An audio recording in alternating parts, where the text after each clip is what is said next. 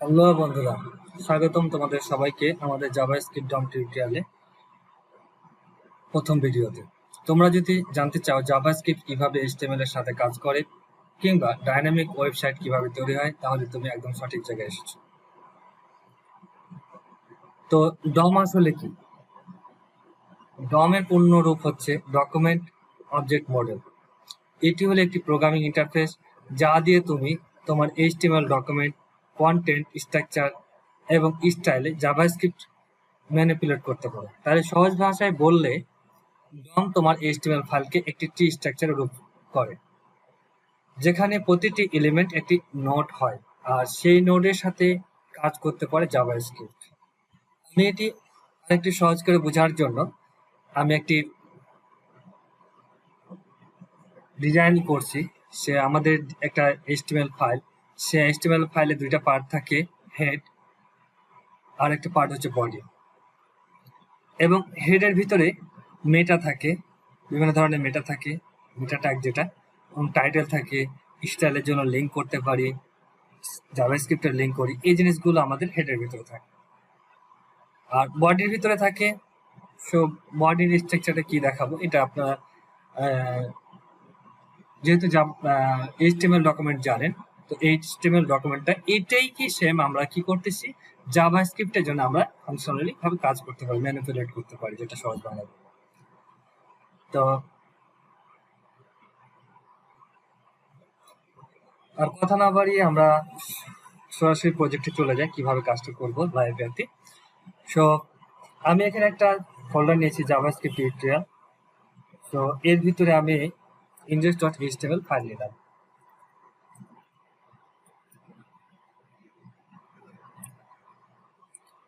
এখন যদি আমি html ফাইল ডিক্লেয়ার করি, আমার এই html এর ফাইলটা কি হলো, এখানে আমার কি আছে, একটা html ফাইল নিয়েছি। তো html প্যারেন্টস, এরপরে হচ্ছে কি হেড, দুইটা সেকশন থাকার কথা। এটা একটা সেকশন আর এটা, তো দুইটা, এটা হেড সেকশন আর এটা হচ্ছে বডি।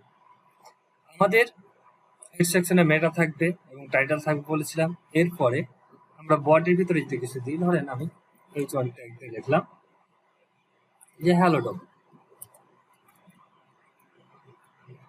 এই যে হ্যালো ডমটা লিখলাম, এটা হচ্ছে আপনার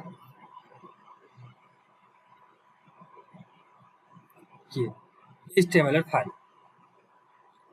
আমরা এটা রান করে দেখি। এটা যদি আমি রান করি, তাহলে আমার এখানে আমি একটা লাইভ সার্ভার প্লাগইন দিয়েছি। তো এখানে ক্লিক করলে আমার এটা পোর্ট সহ রান হবে। আমি এটা ব্রাউজারে এখন ইউজ করি। তো যদি আমি ব্রাউজারে করি, এই যে হ্যালো ডম কথাটা এসেছে। আমি এটাকে সুবিধার্থে আমি যেটা করতে পারি সেটা হচ্ছে দুইটা ভাগে ভাগ করি।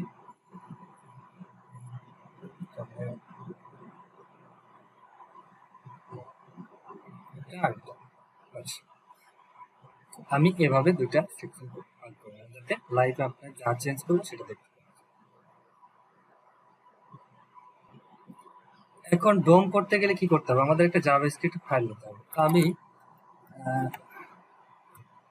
স্ক্রিপ্টের ভিতরে ফাইলগুলো লিখি। ধরেন একটা কনস্টেবল, আমি নাম দিলাম ভেরিয়েবল নাম্বার h1।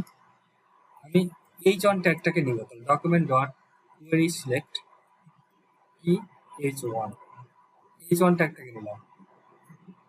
এখন যদি জাভাস্ক্রিপ্টে আমি এটাকে কনসোল করে দেখতে চাই, তাহলে কি করবো, h1 ট্যাগ যেটা আমি কনস্ট্যান্ট ভাব নিয়েছি, এরপরে কনটেক্সট টেক্সট যদি আমি দিই, এখন আমার ব্রাউজার ওপেন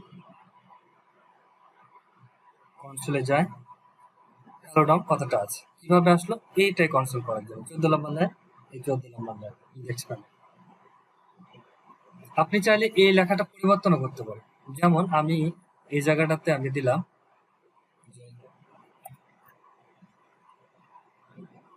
h1 ডট হচ্ছে টেক্সট কনটেক্সট,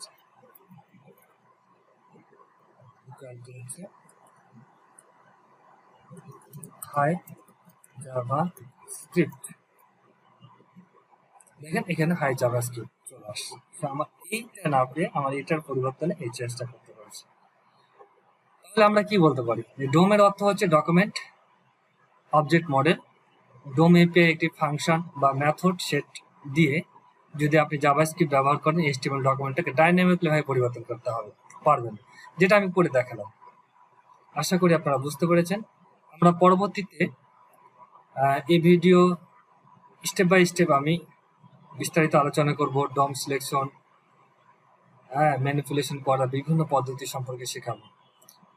আর আপনারা আমার ভিডিওটিতে লাইক এবং সাবস্ক্রাইব দিয়ে আমার পাশে থাকে, বেল আইকনটি ক্লিক করে। আমার সার্থকতা তখন যখন আপনারা ভিডিওটা দেখবেন, আপনারা উপকৃত হবেন। আমি এটা প্রথম ভিডিও, এই ভিডিওটাতে আশা করি যে ডে বাই ডে আপনারা দেখলে পরে আপনাদের উন্নয়ন হবে।